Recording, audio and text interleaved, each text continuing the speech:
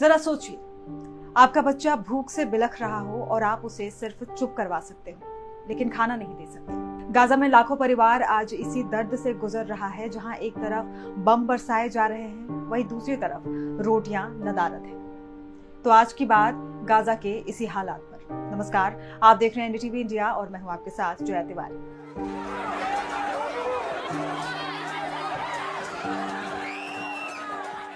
बीते 19 महीनों से जारी ये जंग अब सिर्फ गोलियों और मिसाइलों की नहीं रही। ये जंग अब पेट और जान के बीच की लड़ाई बन चुकी है।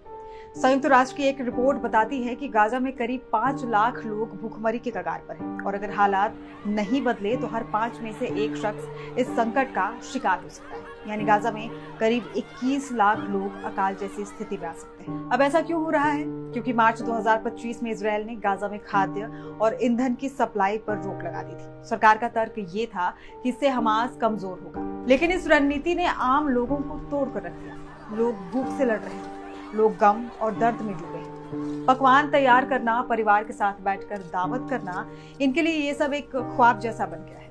लेकिन इस कहानी की एक दूसरी तस्वीर भी है। यूएन के वर्ल्ड फूड प्रोग्राम के मुताबिक गाजा से सिर्फ 40 किलोमीटर दूर इजरायल, मिस्र और जॉर्डन के गोदामों में जरूरी खाद्य सामग्री भरे पड़े हैं, लेकिन गाजा के अंदर WFP के गोदाम खाली हैं। यहाँ ज्यादातर बेकरियां और दान से चलने वाले किचन बंद हो चुके हैं। यूएन के वर्ल्ड फूड प्रोग्राम के डायरेक्टर एंटनी रेनार्ड के मुताबिक हम पहले 10 लाख लोगों को खाना देते थे, अब मुश्किल से 2 लाख तक पहुंच पा रहे हैं।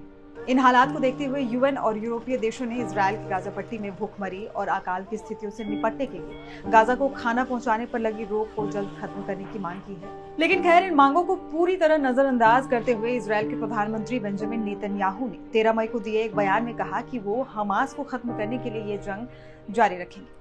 दूसरी तरफ अमेरिकी राष्ट्रपति डोनाल्ड ट्रंप ने गाजा में खाना पहुंचाने के लिए एक नई योजना का सुझाव दिया, जिसमें निजी संगठन कुछ चुनिंदा जगहों पर खाना बांटेंगे। लेकिन यूएन ने इस योजना को ये कहते हुए खारिज कर दिया कि इससे लोग भूख मिटाने के लिए अपनी जान जोखिम में डालेंगे। अब सवाल ये कि क्या हम इतने असहाय हो चुके हैं कि बच्चों की भूख भी हमें बेचैन नहीं करती?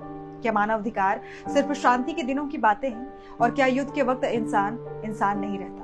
अमेरिकी राष्ट्रपति डोनाल्ड ट्रंप ने यह भी माना कि दुनिया में शायद ही कोई जगह है जहां लोगों के साथ इतना बुरा व्यवहार होता है जितना गाजा में। अब एक नजर हमास इजरायल जंग पर। 4 पॉइंट्स में आपको बताते हैं इस खूनी टकराव की पूरी कहानी। वैसे तो हमास इजरायल संघर्ष की शुरुआत साल 1948 में हुई, लेकिन 7 अक्टूबर 2023 को ये हिंसक रूप में फूटा। हमास ने इजरायल पर हमला कर 1000 से ज्यादा लोगों को मार डाला, करीब 251 लोगों को बंधक बना लिया गया। जवाबी कार्रवाई में इजरायल ने हमास पर बमबारी शुरू की और 27 अक्टूबर से जमीनी हमले शुरू किए। इजरायल ने जल्दी हमास को खत्म करने की कसम खाई, जो गाजा पर शासन करने वाला आतंकवादी संगठन है और माना जाता है कि ये ईरान के समर्थन से काम करता है। तब से लेकर अब तक करीब 61,000 से ज्यादा फिलिस्तीनी मारे जा चुके हैं, जिनमें ज्यादातर महिलाएं और बच्चे शामिल हैं। इजरायल में 1200 से ज्यादा मौतें हुई हैं और गाजा की करीब 80% आबादी अब बेघर है।